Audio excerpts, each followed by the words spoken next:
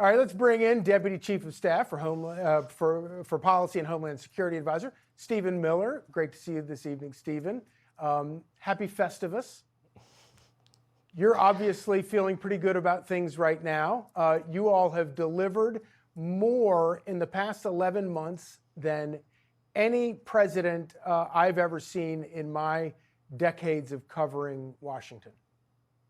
Yes, well, absolutely. But first, let me say I'm reminded of a joke, very true joke, President Trump told in the 2024 campaign, which is that here's the thing about white dudes for Harris. All of their girlfriends' lovers voted for Trump.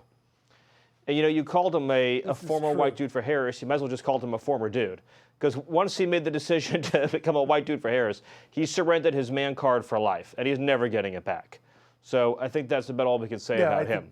But I think that you were correct about that. Yes.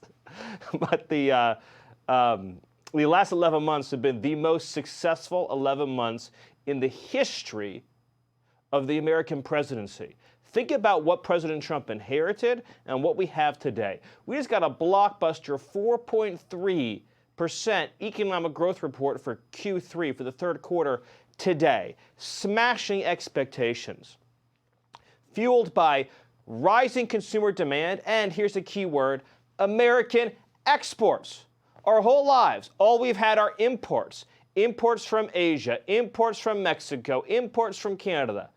Now we're an exporting powerhouse. Energy prices are down. Gas prices have been cut by almost 50%. We're an energy superpower. We're a manufacturing superpower. And also, very importantly, we are a technology superpower. After years of watching other countries invent the new technologies, beat us in 5G, under President Trump, we have a revolution in quantum computing, artificial intelligence, advanced manufacturing, and we're bringing the semiconductor industry back to the United States. A technology superpower, a manufacturing superpower, and most importantly of all, a military superpower. You saw the announcement today about the Golden Dome, the Golden Fleet, the next generation of battleships, or the announcement yesterday, about how the president is making the American military the dominant, overwhelming, lethal force of the 21st century. The border is slammed shut, crime is plummeting, illegals are going home, and America is for Americans again. You could not ask for a better Christmas list than that, Charlie. Well, of course, when you look on paper, the economy is going gangbusters, and you listed a lot of those things, and you know the lower inflation and gas prices are key to all of that. But there is polling that shows that there remains some frustration among consumers or voters. What does the White House have to do to reach those people or make changes so that those people feel better? And obviously, they're getting lied to by the media, which has always been a problem for Republicans. But what can the White House do to either fix things so that they feel better or convince them that the situation is better? Well, I think the most important point of all, and look, the polling shows overwhelming support for President Trump across every single issue and dimension. But the most important point to hammer over and over again, under Trump 1, no inflation. Biden comes in, devastates the economy. We have double-digit inflation overall from when Biden entered to when Biden left. Prices went up 30% in 4 years. Donald Trump comes back in, and inflation is down to near benchmark rates of 2% within months. How's that even possible? I mean, we knew the man was an economic wizard. But, Charlie, how do you get inflation from 30% to almost 2% in a few months? He defied what everybody said was possible. Of course it's true. People got pummeled for 4 years of Biden.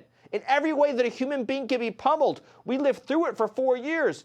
COVID lockdowns, crazy spending, runaway inflation, and of course mass migration. And President Trump came in and he reversed all of that in a matter of months. It really is one of the historic achievements. Reagan, by comparison, after Carter, it took Reagan over 2 years to make progress on inflation. And in that period of time, as you remember, in 81 and 82, unemployment went up to 10, 11%. as part of the interest rate raising that they used to try to lower inflation. So compare the Reagan legacy to what Trump did in the last few months. There's not even a comparison, Charlie. Right. All right, so I got to ask you about this because I know that you've been really enjoying watching this whole kerfuffle over at 60 Minutes over their package on the CCOT prisons. And you actually have somebody from the outside, new, who's trying to actually act like an adult over at 60 Minutes and say, hey, wait a minute, you failed to talk to the administration. You failed to put in any sort of context whatsoever for the story. And so she's decided to pause the story, and now there's an open revolt at 60 Minutes. First of all, were you contacted about this package, and were you and what do you make of all of it? Well, I don't remember anybody reaching out to me. Of course, as you know, people put things into comms inboxes and general feedback comments, but I don't remember getting anything. But more fundamentally, this is another pathetic 60 Minutes hatchet job. They're trying to tell sob stories about trained Nicaragua gang members who drill holes in people's hands, who rape and murder little girls. This is the gang that kidnapped, sexually assaulted, and murdered Jocelyn Nungary. Remember her, that precious 12-year-old girl from Texas who was taken from her mom and went through horrors none of us can even imagine?